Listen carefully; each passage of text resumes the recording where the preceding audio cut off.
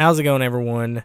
This is PC here, and I know I said in the last video that I wasn't going to be political, and I'm trying my best to not be political because I don't like talking about politics all the time. I just love talking about video games. And that is why the League of Extraordinary Gamers exists, because this is supposed to be a video game discussion / news channel that isn't political, nor does it cater to a specific side.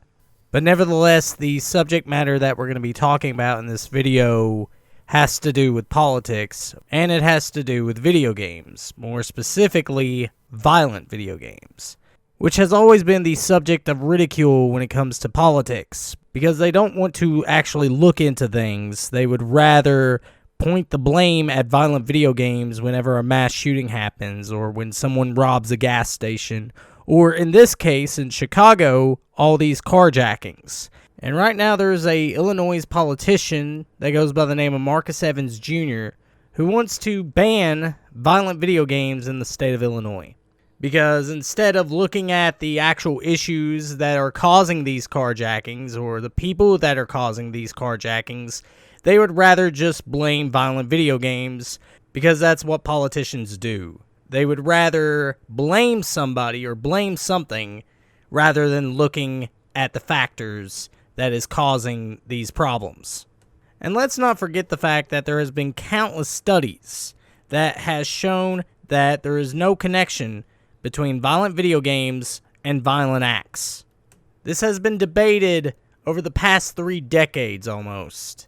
And politicians continue to berate violent video games and say that they are the cause for everything that's going on here in America. Which just goes to show you how out of touch these politicians truly are.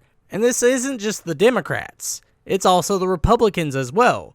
These are out of touch boomers that have no idea what they're even talking about, nor do they have any evidence that violent video games are the cause of these heinous acts. Now, this bill is called the HB 3531, which bans the sale of violent games outright. And according to the bill, its definition of violent will include psychological harm, child abuse, sexual abuse, animal abuse, domestic violence, violence against women, or motor vehicle theft with a driver or passenger present inside the vehicle when the theft begins. And just from the way it sounds, this also would apply to non-violent video games, like The Legend of Zelda. I mean, in that game, you throw chickens around. Or in Super Mario, you're jumping on turtles, and you're stealing their vehicles.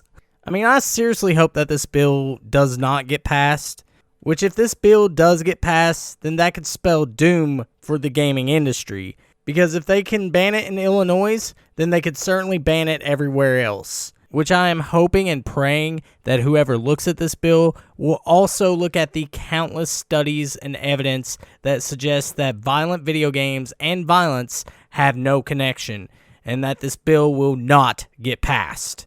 Because the developers who make these games do not deserve to lose everything. All because some idiots want to go out there and commit crimes and do all these heinous acts. They are not responsible for them.